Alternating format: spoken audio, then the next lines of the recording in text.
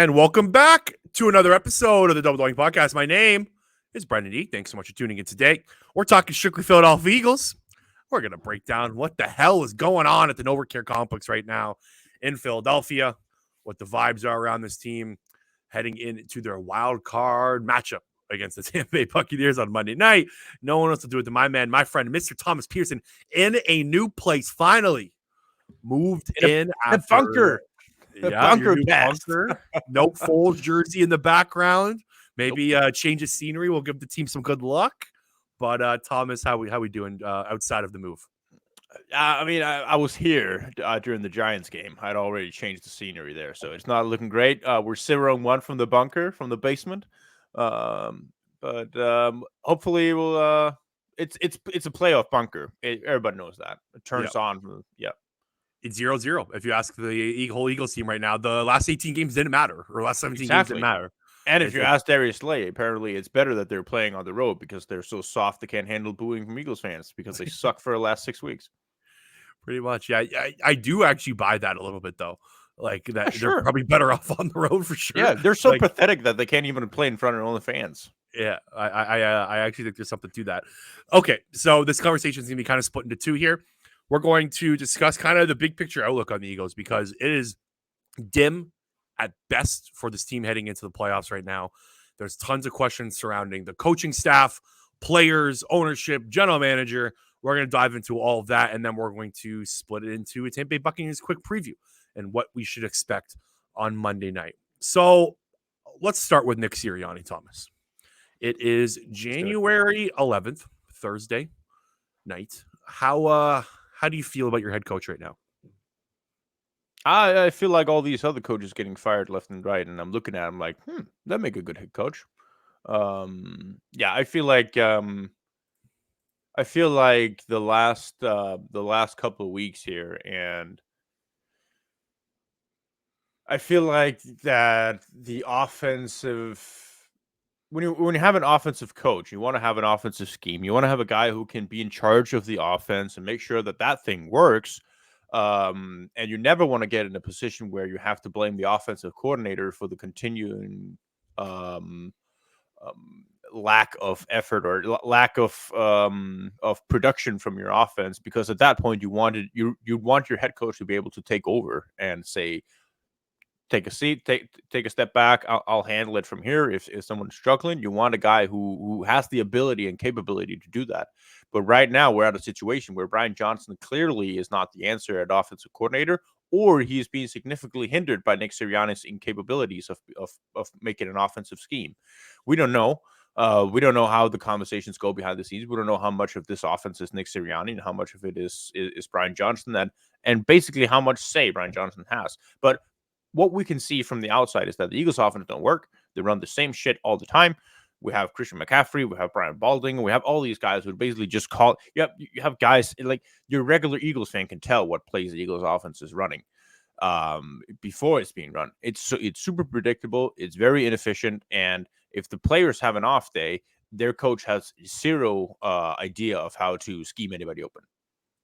It's the vast contrast of the 49ers. I tweeted this out yesterday. I said, I would love to be a fly on the wall, in these offensive meeting rooms right now. Because I don't know what they're doing, what's getting better, what's being taught, what's the plan to fix this. Right. That Giants game was one of the worst. We didn't talk after the Cardinals game, but I said on my podcast a couple days after that Arizona Cardinals game was the worst Eagles game I think I've watched in a very long time. They literally said, "Hold my beer." You're in they just said, "Oh, you think this is something? You see nothing. You ain't seen nothing yet." Have you met Tyrod Taylor? Thomas, Tyrod Taylor had the best EPA per play performance of his entire career. He had 37 games with at least 15 dropbacks in his entire career. That Eagles game ranks first in EPA per play during his tenure in the NFL. He's 34 years old. This is some young guy. He's been around. We'll get to the defense in a bit. Let's stick on the offense though. The Jalen Hurts is 7-16 for 55 yards. They had absolutely zero answer for the blitz. They had absolutely no idea what they were doing. And it's against Wink Martindale, who is going to blitz. Like, that's your mom and my dog's vet could tell you that. Like, Halo, my dog's vet could probably go, that Wink Martindale guy Your in New dog York knows it. Yeah, and my dog knows it too. She ain't the smartest thing in the world, but she knows that Wink Martindale is going to be sending blitzes. So I don't understand what's going on there. And I think you nailed it with just like, I don't know what he's doing right now to elevate the team. Like, I don't know what edge Nick Sirianni is bringing. I dug up some stats just from like the Eagles past. Like, I went back to 2021. So from weeks 1 to 7, Nick Sirianni was the offensive play caller for the Eagles in 2021. The Eagles offense was 22nd in EPA per play during that stretch. He makes a switch to Shane Steichen as the play caller. Shane Steichen takes over the offensive plays. The Eagles go 5th the rest of the way. So big drastic change there from Nick Sirianni not having his hands on the offense to having his hands on the offense. And then if you look at last year, the Eagles finished 3rd in EPA per play.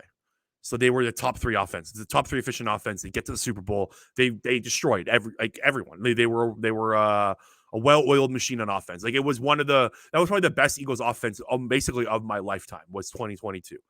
And then if you look at and they had a 0.1 EPA per play. So they were awesome. This year, they're 7th in EPA per play, 0.061. So that's like a 35% drop off from last year. With the same guys, the same offensive line, the same wide receivers, the same quarterback, you're supposed to get better almost as the year goes, as you go on, right? You get more familiarity with your players, your team, the coaching style, and it's going backwards. So I don't, and if the the shtick of being a motivator and being a leader of men is not there, which Nick Sirianni kind of, how everyone's always said he has that to his arsenal, where he can lead players, get them ready for games. And if that's not there, the offense isn't there. I don't really know what he's bringing to the table. No, you hit it head on. I mean, it's at this point we can just look at the Eagles' offense for one, and then say, what are they good at? What do they do consistently? The tush push. Well? What is the tush push? Is it that's literally it right now? Yeah, and take away the tush push away from, if you're calculating Eagles' offensive EPA per play, and you're taking away a play that almost 100% of the time guarantees either a first down or a touchdown. Yep. That's one of your best EPA per plays of your entire offense. You take that play away, you're shit offense. Yeah, you're nailed it, because Hurts has 13 rushing touchdowns this year, something like that, 15 rushing touchdowns. That's a big part of the 0.061 EPA per play that I just brought up. Exactly. Yeah, and they're for as good as the tush push is, they're notoriously bad at converting 3rd and 4th downs without doing so. I mean, anytime they try to do anything else, it fails, and we're going, why aren't you using the tush push, which is the only thing you're good at? And that's either going to get banned, or Jason Kelce's going to retire, and you don't have the best center in the league to do that. And so that whole play changes drastically. Now you had 3 years of Nick Sirianni not being able to design an offense that has answers for the blitz. Whenever a team is loading up 6 guys at the line of scrimmage and you snap the ball, and holy shit, they're sending all 6 of them. Jalen Hurts looks like he looks like a deer in headlights. Like he escapes out the pocket first things first. And why does he do that? Because you go, God damn it, Hurts always escapes out the pocket. You look at all 22, and you have slow ass developing routes that always go, you have a dagger on one side, you have verticals on the other side. Like the most useless schemes against blitzes, where you go, when do they learn? You said being a fly on the wall with the Eagles in their facility. I really want to be in a situation where I can watch when they're going through tape. Yeah, and they see that stuff, and they go, we got beat. Let's go to the next play. And same thing. And then say, let's have a snack. That's what I'm saying. I would pay a lot of money to be at the NovaCare complex for a week leading, for last week, from week 17 to 18. I wish they could get the footage from the film room. I want to talk to someone that it works there in the cameras and be like, send me the tapes of what happened from week 17 to 18. Yeah. Because the Eagles offense played pretty well against the Cardinals. They played pretty well against the Giants, but those are 2 really bad defenses. Right. And then before that, against Seattle, I think that was Jalen Hurts' worst game of his career. or not of his career, but of the season. It could be of his career. He was not good. And then like just against the Cowboys, 49ers, like so on and so forth. If you go back, like the Eagles offense has not been pretty. They are 14th in EPA per play on offense since week 13. It's like they've been about average. And this is not an average roster. So that can't happen. And like I think with Sirianni, like the whole AJ Brown thing is kind of embarrassing if you're him right now.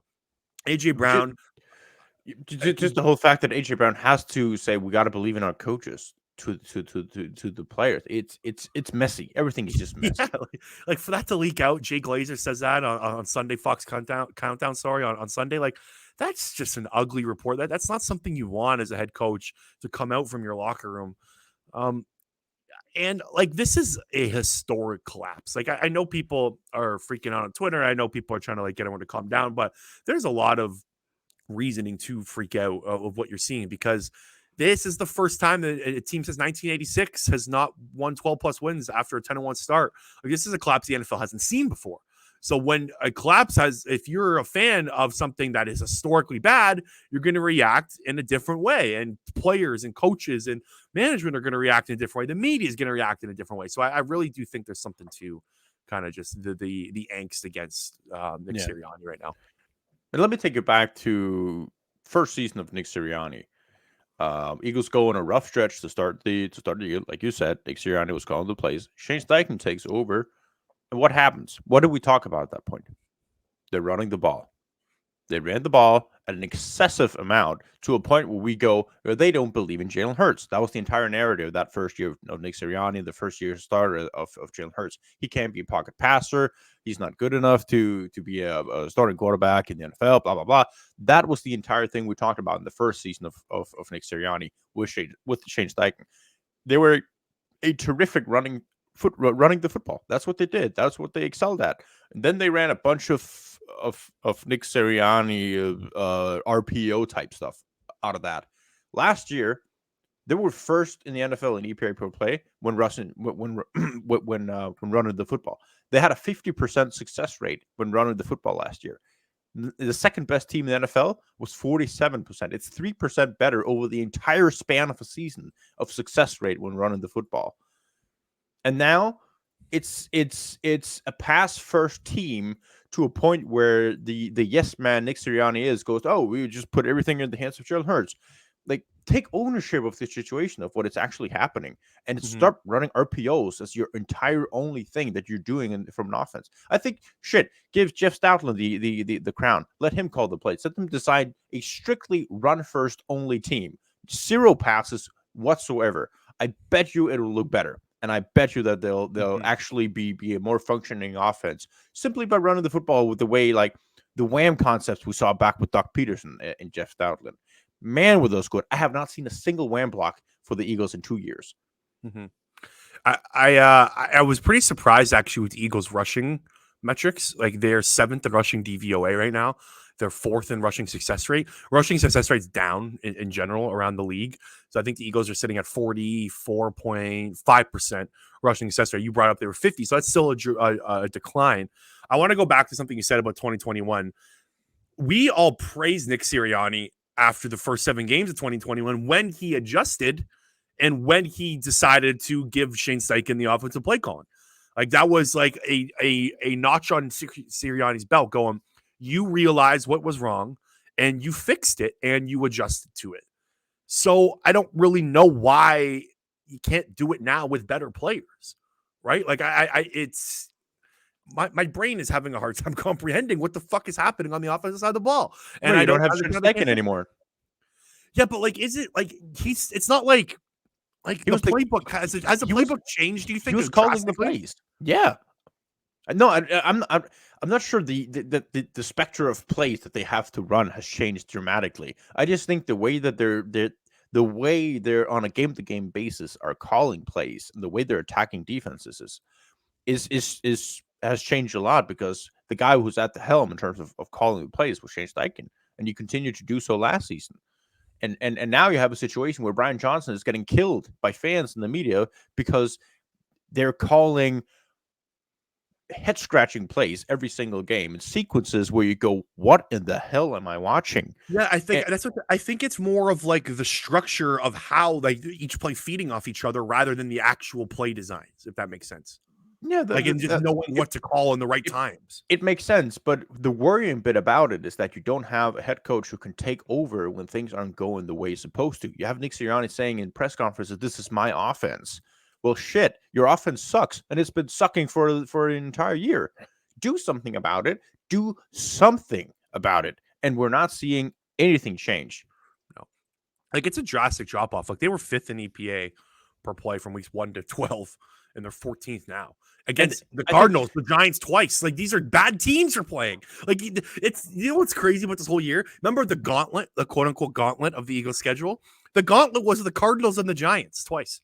That was yeah. the gauntlet, like for this team. Like that's what ended up killing them. And that's just the cherry on top of the offensive dysfunction here is that you're changing the entire terminology of a defense of guys who barely know what they're doing in the first place. Yeah, And then you're the changing defense. everything up.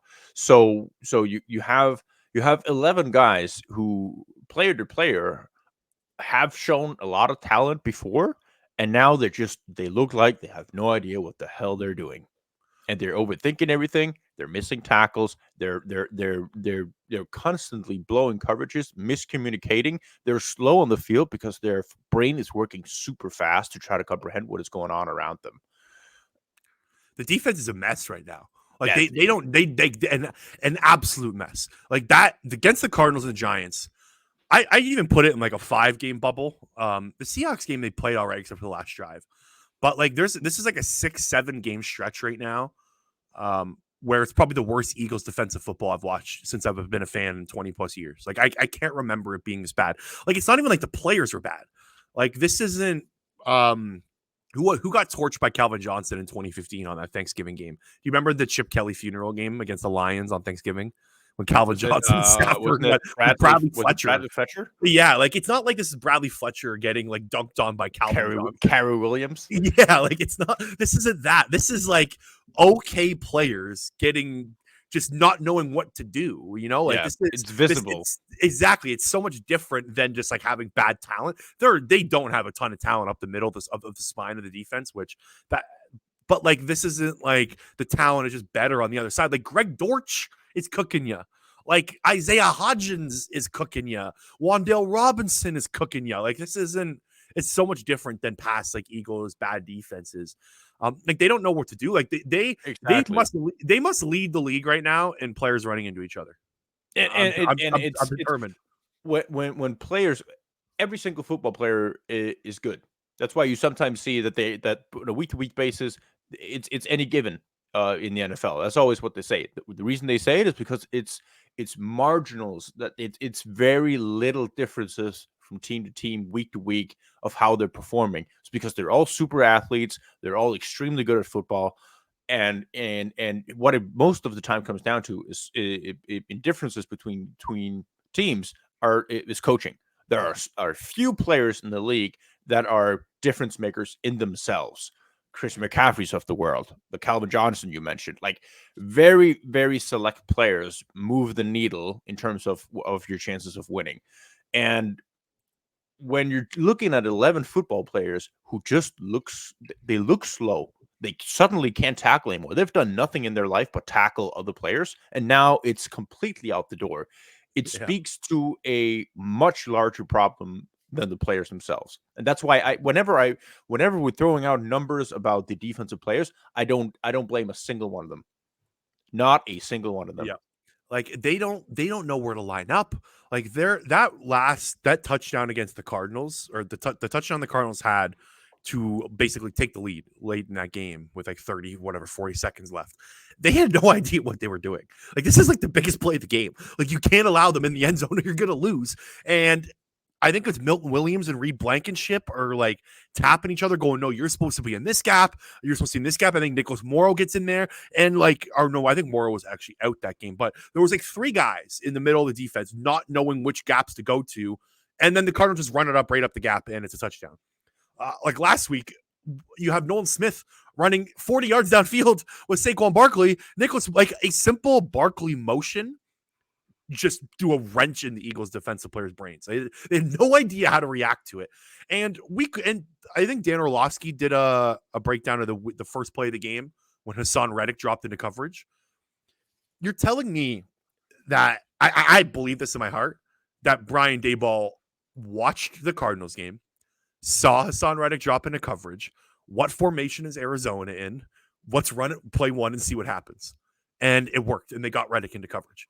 And I bet you Brian Daboll was laughing to himself, going like, they didn't fix this shit. Like this, we caught this on tape, and they haven't done anything about it. Yeah.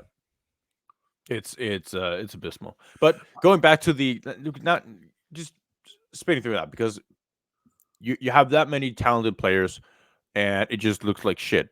When we're going through all these offensive stats and how it's not looking too bad for the offense if you're looking at it just statistically, I really truly believe that the players are compensating for lack of offensive variability and an offensive scheme that is actually respectable. Like, I think the talent of Jalen Hurts and his creativity, so to speak, or how he has the offense functioning. AJ Brown, Devontae Smith, DeAndre Swift, who's proven to be a Pro Bowl caliber player. He's won them so many games this year, and one of the, like, player for player, maybe the best offensive line in the league. They can compensate for a predictable offense. Like, you may know what it's coming at you, but you can't stop it because from some plays, the Eagles players are just better than you. Yeah, like you saw what you're saying. You saw it firsthand when AJ Brown, Devonta Smith, and DeAndre Swift weren't on the field and against the Giants. When you take those guys out, they got nothing. Yeah, and so when I say that on in a scheme that it comes down to coaching in terms of when players are better, you have a select group of talent with the Eagles offense that are so damn good that they I think really they're making Nick Sirianni look better than he is, and I think they're making him look a lot better than he is. And I think it's really intriguing for me to go, what if they actually had an offensive mind that could use these guys? Yeah, that's where I wanted to go. That's where I wanted to go next with this. Quickly, could you imagine what Eric Bieniemy did with Washington Commanders offense? Could you imagine what he would do with the Eagles offense? Let me throw a question your way. I thought this was very interesting. I think it was Nick Wright and Colin Cowherd just had an Eagles discussion, and Nick Wright brought this up. He said, if Nick Sirianni was a free agent head coach right now, there's 8 openings currently right now in the NFL. Thomas, do you think he becomes a head coach next year? Do you think a team would hire him? Sirianni? Yeah. Hell no. There you go. I think that's a very good testament to where the Eagles are at. There's 25% of the league has job openings right now, and none of them would probably want your head coach. Yeah. What do you think Howie Roseman and Jeffrey Lurie are thinking right now? I think that they're staring at a situation where I think it's got to be the Doug Petersen conversation over again. The one where Doug Petersen was told to fire this and this coach and hire this or this guy that wouldn't be from his own staff, and he had a decision to either go with the plan of Howie Roseman or Jeffrey Lurie or part ways. And I think Nick Sirianni, I think he knows that he's not going to get a chance anywhere else, and I think he is enough of a company man and a yes man to a point where he would just go, whatever you want to do, just let me be the head coach. I think he would 100% do that with the defensive side of the ball. Like, I think I think Howie Roseman and Lurie are picking the next defensive coordinator. Like, I don't think Sirianni's going to have any say in that. I hope so much that Howie Roseman is saying, either I'm picking a new head coach or I'm picking a new offensive coordinator that runs that entire show without Nick Sirianni. Yeah, I think that's just me. Then why is Sirianni doing here, right? Like, what's the point of having him? You don't want to lose face. You don't want to be the organization that fired that many head coaches over somebody. You don't want to be the organization that fired a head coach who made the playoff 3 years in a row. Yeah, but it's gotten so, but you also don't want to be like, do you want to have the 4-11-1 season like you did in 2020? Like, do you want it to get that bad?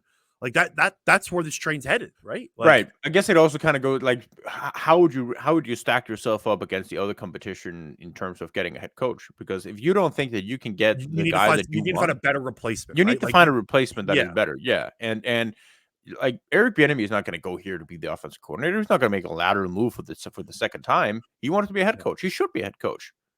And frankly, he would deserve it a lot more than Nick Sirianni. Like, I don't think he's going to come here and be told by Nick Sirianni, of all people, what to do offensively. So I think it's either going to be Howie Roseman picking the offensive coordinator and that offensive system they're going to be running. Like, how can you see that the same offense for 3 years and then say, maybe he's going to change it in the fourth year?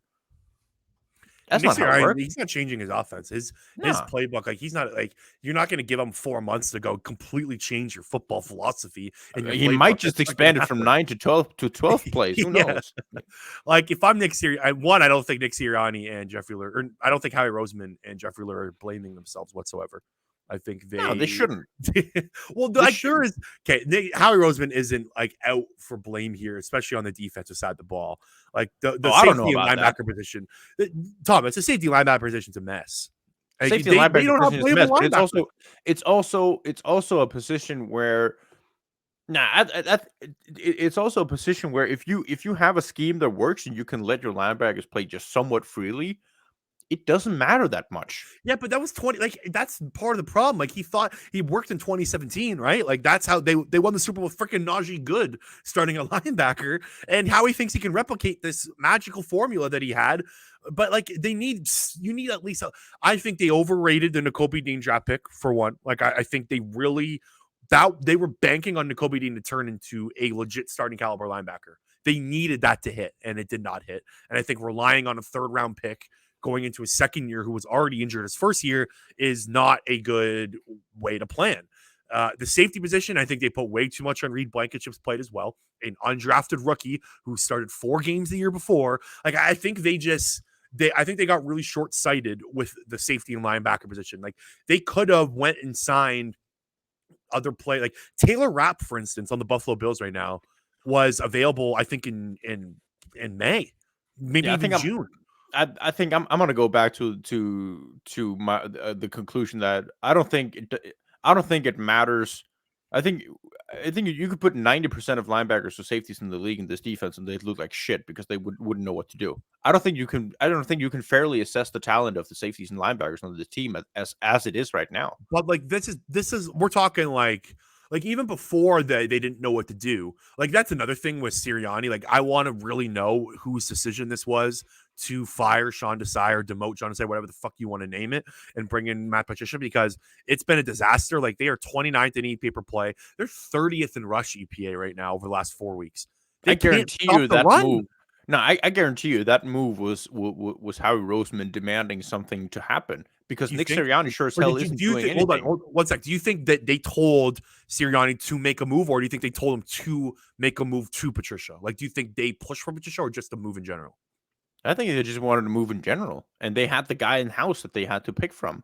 Like you're not gonna hire someone else in the middle of the season that just come in randomly and be the defensive coordinator. But I think it got to a point where Howie Roseman is looking at the defense getting cooked and being an already at that time bad defense, and you're watching Nick Sirianni with zero control of what is happening with his defense and has nothing to say to his defensive coordinator because he doesn't want to get into conflict.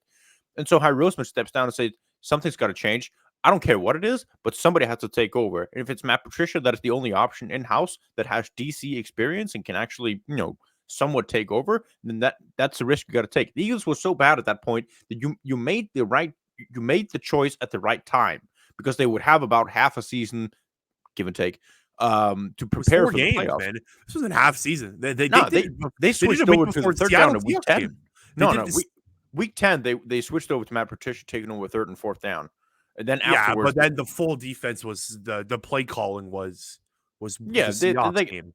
Yeah, and then they got he took over there in those in the 4 games. I think that was their ramp up to the playoffs in terms of getting him, getting his system in there.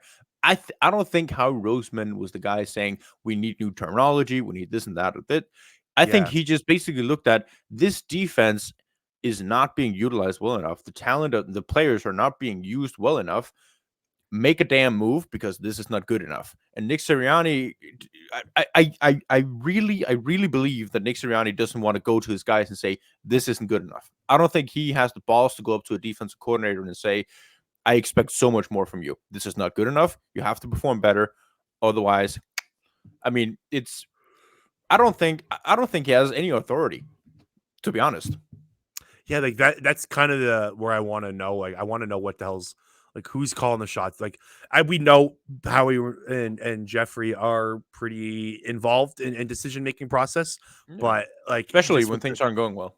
yeah, and that's another like just kind of a knock on if let's say they lose on Monday night and like what's the point of keeping Sirianni if you're just going to be more involved and more kind of nitpicky in what happens, right? Like the more you push this back, the more you push back like making a change, the more you're just adding fuel to Howie Roseman and Jeffrey Lurie being more meddling and getting involved. It's kind of what happened to the Doug era, right? Like that's exactly kind of what happened at the end. I guess we'll finish off this question before we talk about the Bucs. Do you think Nick Sirianni is the head coach of the Eagles next year? Yeah, like I said, I think he's gonna be given an ultimatum, and I think he's gonna please them enough to a point where he's still the head coach. Unfortunately, I think he's back too.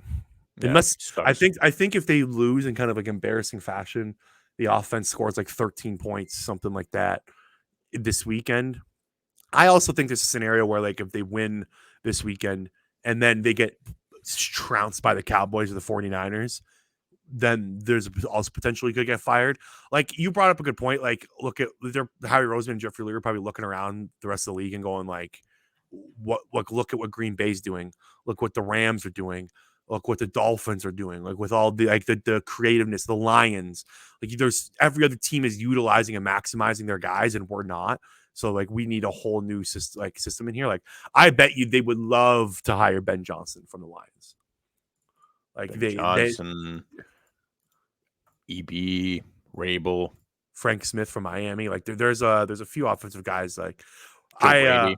do you buy Belichick at all? No, No. no. The Belichick thing kills me, man.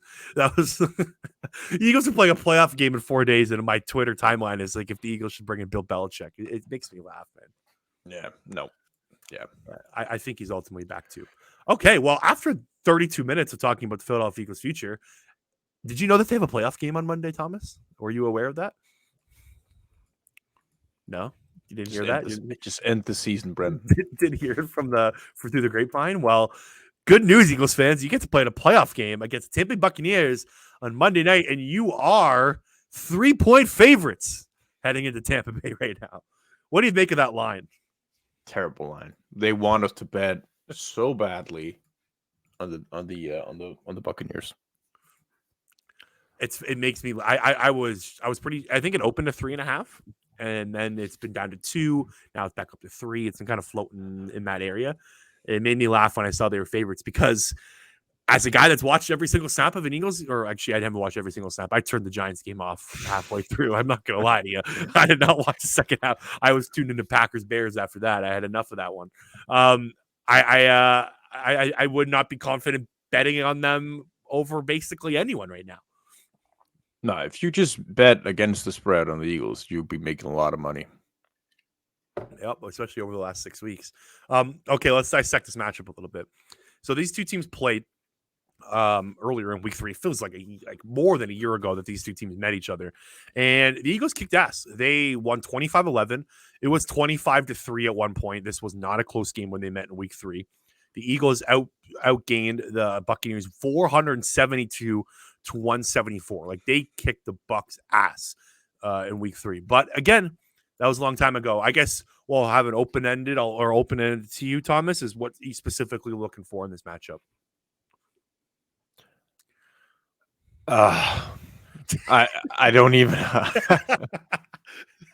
You're just not an X's and O's guy right now, eh? I don't even bother with it. X's and O's is just the same shit all the time. Like I really wanted to talk about how you attack this defense with the Bucs and how they're setting so much pressure and they give a bunch of variety of looks and they love to blitz DBs and how do you attack that but it just doesn't make any sense because the Eagles are not going to do it. Like they're not going to change. They're going to do exactly the same shit they've been doing the entire year. And I think going back to the entire big picture talk, I think how could you be a fan of the Eagles right now and expect anything other than what you've been seeing for the past many weeks? Yeah. I think Mike Evans is going to have a great day. Chris Godwin is going to have a great day. They're going to run all over the Eagles because they don't know what the fuck they're doing on defense, and they're going to put up 30 points at least. And it's going to be a matter of whether Devontae Smith and AJ Brown feels good enough to a point where they can overcompensate for that. And I seriously doubt it. You're already out. Are you going to pick them to lose at the end of the show? Am I picking them? If the line was -$3, I would pick the Bucs and the points. I'll hold my prediction till the end. I might surprise you a little bit. I want to start with the Eagles offense against the Bucs defense. Bucs defense has kind of been a weird unit this year. They're 18th right now in EPA per play. I believe they're 15th in DVOA on defense. They send a lot of pressure that you brought up. They're third in blitz percentage right now in the NFL. They're going to watch the Giants tape from last week and go, this is what we need to do. We'll send some very similar pressures. We don't think this team's going to figure it out. I expect the Eagles offense to be very, very RPO based in this game. Like I'm talking Nick Foles second half against the Atlanta Falcons, heavy RPO from 2017. Like that's I think how you beat this team. It's funny because the Bucs played a lot of single high coverages against the Eagles in week 3. They were really trying to stop the run and they couldn't. But I think this time around you'll probably see more 2 high shells. They probably don't have faith that the Eagles can run the ball very well, and they're just going to kind of send blitzes from all angles and kind of base and zone coverages. But I do think that the Eagles can get them. The Eagles did very well running side to side against the Bucs in week 3. There wasn't like when I went back and watched the highlights today, DeAndre Swift had a couple really nice runs on the outside, and they got him extended. They got him outside of the tackle box. So I really think that their Eagles are probably going to. Again, I'm hoping the Eagles watch tape and go back to that, which is hard to do. You're asking a lot of them. Exactly. I'm asking too much, but I don't see why not this Eagles offense can have success in this game. No, I think it all comes down to DeAndre Swift for me. That's the guy who really should be the focal point of the offense right now. Mm-hmm. Yeah, and he's a full participant in practice. I guess they'll bring up the injury report right now. So the Eagles, the 2 guys that didn't practice were AJ Brown and Reed Blankenship. Sidney Brown has not been placed on IR yet. He tore his ACL. Fortunately, my Canadian boy, hope you're doing all right. But he also didn't practice, but he hasn't been put on IR yet. So he was on the injury report. And then AJ Brown, or the AJ Brown one, I think is interesting. It sounds like he's going to be okay and he's going to play. It's probably more of like a rest day today. They haven't, if he was seriously injured, or there was a risk of him not playing, we probably would have heard something by now. And we haven't. So I think it's good news. And then Devonta Smith, Darius Slay, and DeAndre Swift were all practicing. So they'll be back for this game. Anything else on the Eagles? I mean, DeAndre Swift had an illness, and yeah, he should absolutely be back. Yeah, he was a full participant. He was awesome in that Bucs game. 16 carries, 130 yards. 8.1 per rush. Like they ran all over the Bucs in week 3. Yeah, he was like, it was one of those games where they had one of their best EPA per play games of the season, and it really came down to it was a lot of DeAndre Swift in why they were successful. Eagles defense versus the Bucs offense. This one's fun, isn't it? This is going to be a fun matchup. I cannot wait to see how they handle Baker Mayfield. So Baker Mayfield did not practice today. He's battling rib injuries. He's really banged up. Did you see him at the Bucs Panthers game at all last week? Yeah, it was. He got hammered. Like he was getting rocked a few times. The Panthers defense swarmed him. He was limping around. He did not have a good game. So I think he's really happy he's getting to play the Eagles defense that don't hit the quarterback. Yeah. So you know that the Eagles have the 32nd ranked sack rate on third down this year? Do I look surprised? Not at all. It did surprise me because I knew they were that like around week 10. And then when I double checked yesterday before a podcast episode, I was going, whoa, like this hasn't gotten any better. And it kind of makes sense because it's gotten worse almost since then. But they cannot get after the quarterback at all. But all right, how do you stop the Tampa Bay Buccaneers offense, Thomas? How do you do it? If you're Matt Patricia, what are you telling your guys in the meeting room this week?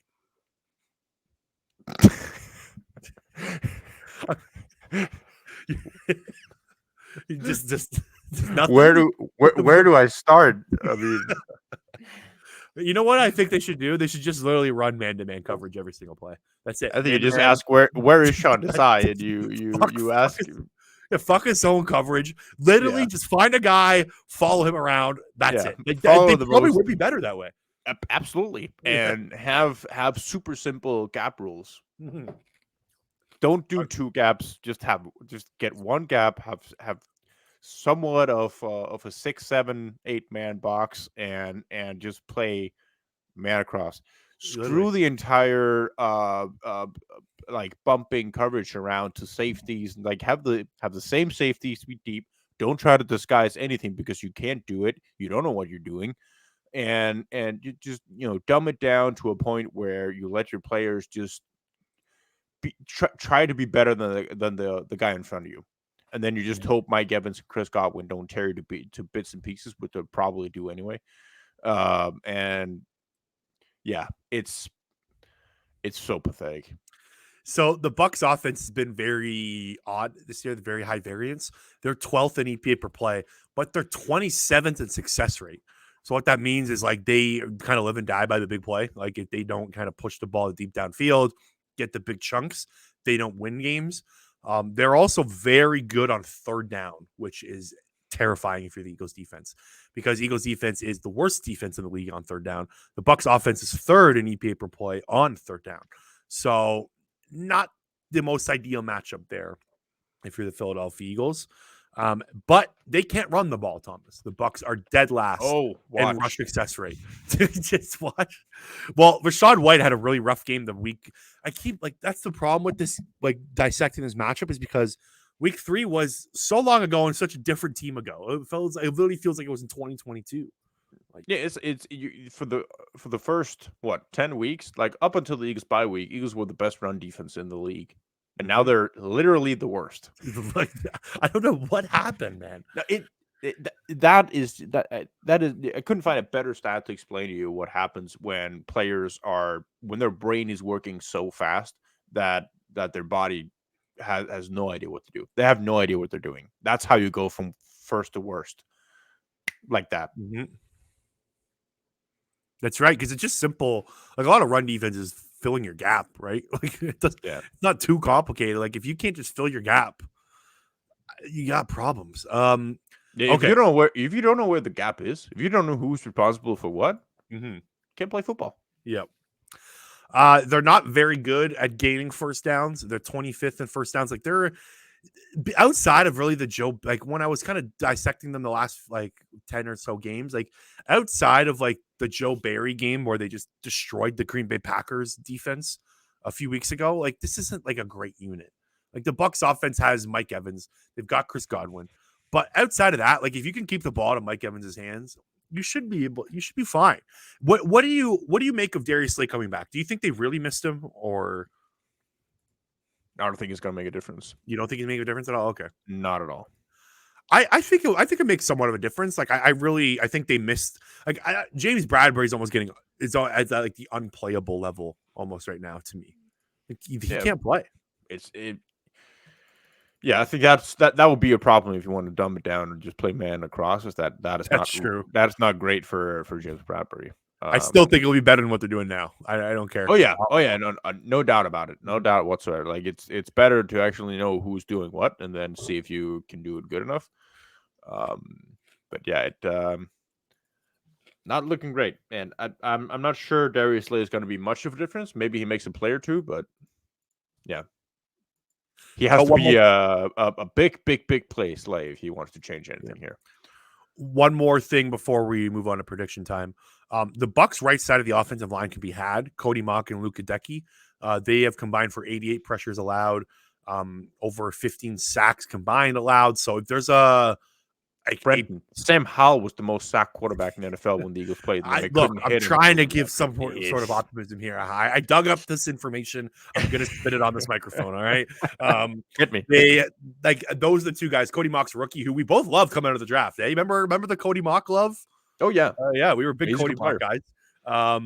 But he's a rookie. He's he struggled a little bit, and then Luke Hideki on the right tackle can definitely be had. So I really think if you're Matt Patricia, Sean Desai, whoever the fuck's in charge at this point, target those guys, send some pressure there, and maybe if you're gonna blitz Kevin Byard, maybe don't have Kevin Byard start 30 yards back. Did you see that one blitz? Kevin Byard, Byard's blitzing, he barely made it to the line of scrimmage. He's not a blitzer, man. Oh my god. The same with Nicholas Morrow. All right, Thomas, prediction time. What happens on Monday night? I have no idea what the score is. I just know Bucs are going to win, and they're going to win handily. It's not going to be close.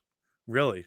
Not even close? No. The Eagles might get some points down the stretch, but it's not going to feel close at any point. It might look close, but it's not going to – I don't think it's going to get there. Whatever, throughout something I think Bucs are putting up 30, and I think Eagles are going to be in the start 20s. So 31-21. Wow. I think that would get Nick Sirianni fired if that's how they lost. Ooh, please let that happen then. The total's 43.5 in this game. I think that's pretty low. I've been kind of looking at that number all day going, I think the Bucs might have this wrong. I think there's going to be a ton of points in this one. Thomas, I think rain. Is there? I know there was supposed to be rain Monday. Tampa Bay weather is very hard to predict. Yeah. So I think the weather is something you probably look at Sunday night or something. Tampa Bay is all over the place. Thomas, I think the Eagles are going to win this game. I do. Really? I do.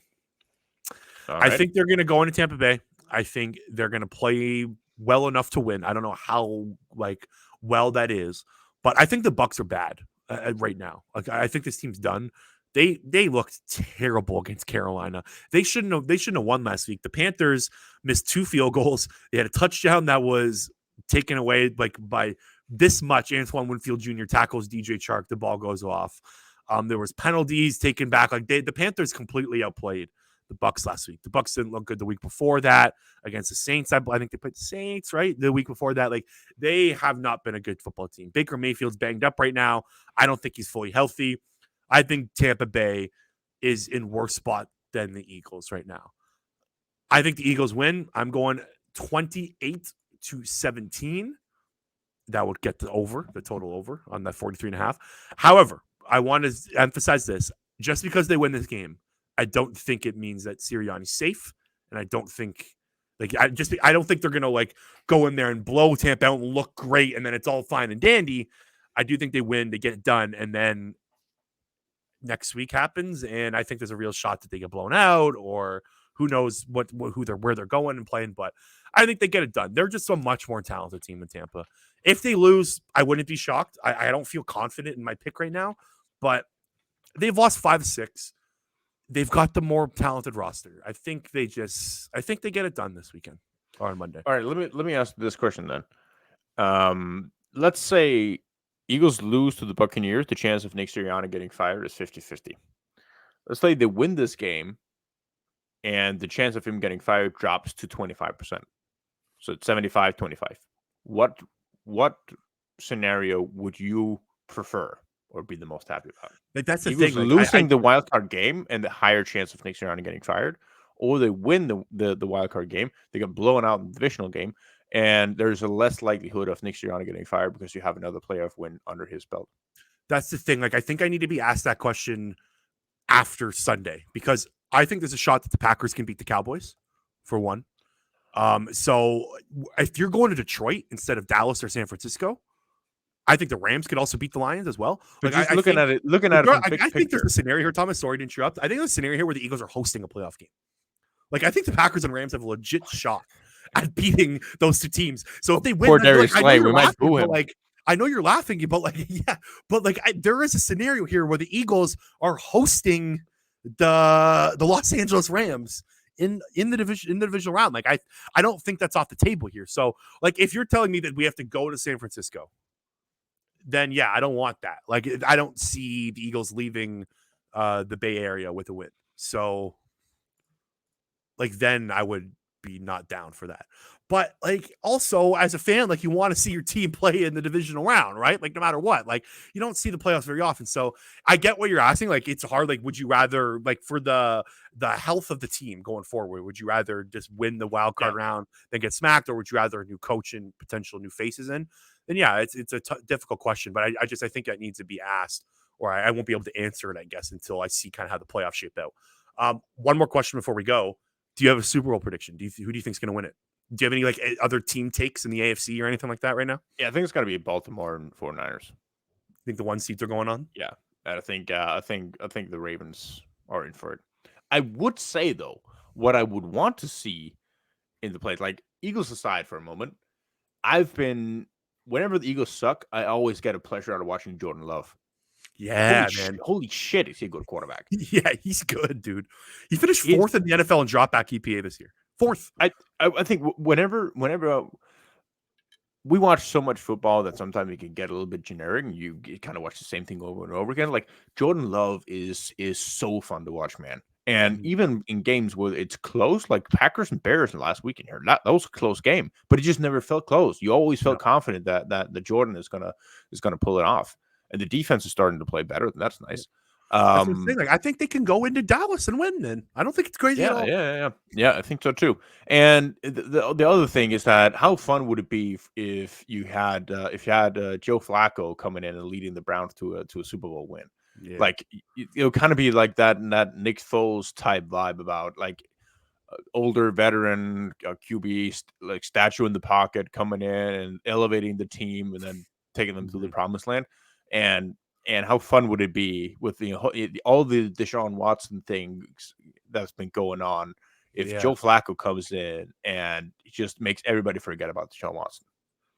Yeah, the Browns are like the team that you want to root for. The Texans, whoever wins that game, I'll be rooting for in the next week. Yeah.